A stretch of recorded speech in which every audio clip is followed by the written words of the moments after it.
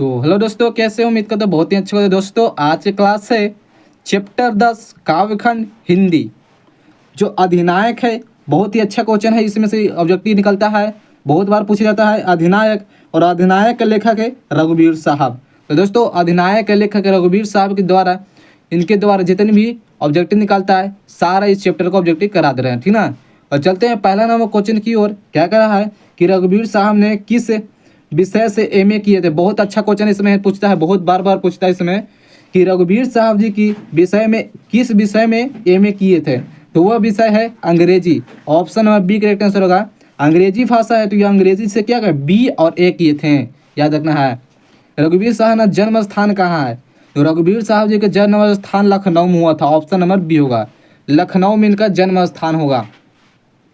और कहा देगा कि रघुवीर साहब जी की किस काल के कवि हैं? तो कहना है आधुनिक काल के कवि कहते हैं। चलिए और तीसरा नंबर क्वेश्चन की ओर बढ़ते हैं। चलिएगा देखिए तीसरा नंबर क्वेश्चन है, ध्यान देना है। क्या कर रहा है कि रघुवीर साहब ने कविता निम्नलिखित में से कौन है? तो कविता कौन है? अधिनायक। रघुवीर साहब अधिनायक के लेखक किए थे। लेखक क्या है? अधिनायक।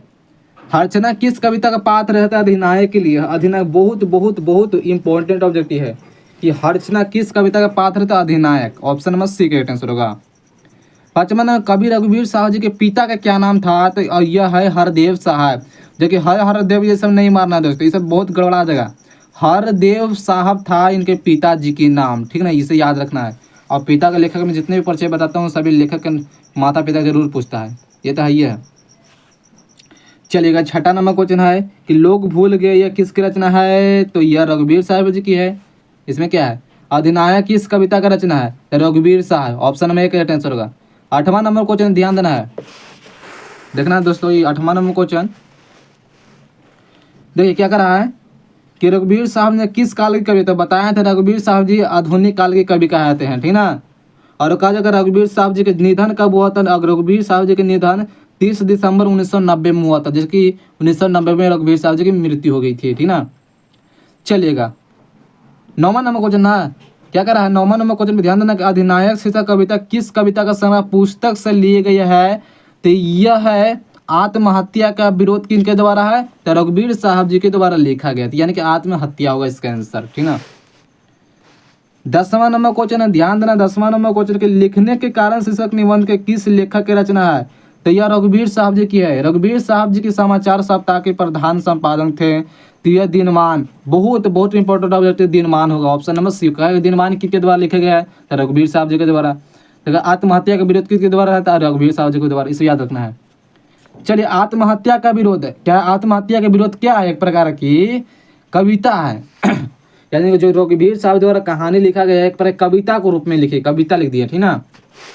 13 नंबर क्वेश्चन है, देखिएगा कि रघुवीर साहब जी का जन्म कब हुआ था? तो रघुवीर साहब जी का जन्म बताया है 9 दिसंबर 1929 में। 9 दिसंबर 1929 में हुआ था रघुवीर साहब जी के जन्म। जबकि मृत्यु कब हुआ था? तो यह 1990 में हुआ था। 14 नंबर कि कौन सी कृति रघुवीर साहब जी की है? तो सीढ़ियों पर धूप ही होगा। सीढ़ियों पर धूप होगा रघुवीर साहब जी की कृतियां नाम है। देखना 15 नंबर क्वेश्चन कि कवि रघुवीर साहब जी के निधन हुआ तो बताए थे। तो रघुवीर साहब जी के निधन 30 दिसंबर 1990 में हुआ था। Option number C correct answer होगा। देखिएगा दोस्तों 16 नंबर पाठ्य पुस्तक में रघुवीर साहब की संकलित अधिनायक कविता कैसी कविता है? तो दोस्तों व्यंग प्रधान नामक कविता है। और बहुत अच्छा क्वेश्चन है, व्यंग प्रधान नामक कैसी कविता है रघुवीर साहब जी की? तो रघुवीर साहब जी की एक प्रकार के व्यंग कविता कहता है। देखिएगा 17 नंबर को किसी कविता संग्रह पर रघुवीर साहब जी की साहित्य अकादमी पुरस्कार मिला था। तो किस कविता संग्रह पर? तो लोग भूल गए यह इस कविता पर क्या मिला था? साहित्य अकादमी पुरस्कार इनको प्राप्ति हुई थी। किन किन पात्रों के मार्फत रघुवीर साहब ने पत्रकारिता की? तो यानी उपयुक्त सभी, इनमें से सभी जो है पत्रकारिता किए थे। कौन? रघुवीर साहब जी। चलिए इस चैप्टर का 18 ऑब्जेक्टिव और मिलते हैं ऐसे वीडियो लेकर अगले वीडियो के साथ। और आज की वीडियो इतना ही, मिलते हैं नेक्स्ट वीडियो के साथ। Thank you.